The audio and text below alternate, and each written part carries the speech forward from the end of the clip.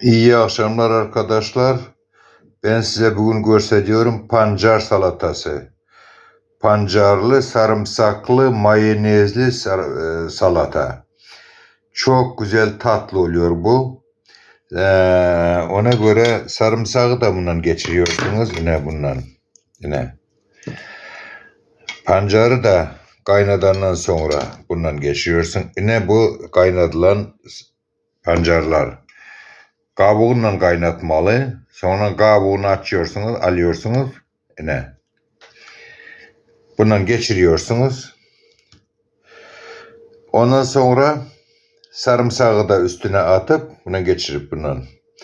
Mayonez bir damca. Bu çok güzel salata akşam yemeğine oluyor. Niye göre bu? İçinizi açıyor. Aşkazan her birisi çalışıyor. Adamın içki organlarına. Çok güzel bu. Vitaminli. Ne bu? Pancar salatası. Pancar salatasını yiyin. Her gün akşam. Mevsimi geldi. Pancar lahana mevsimi geldi.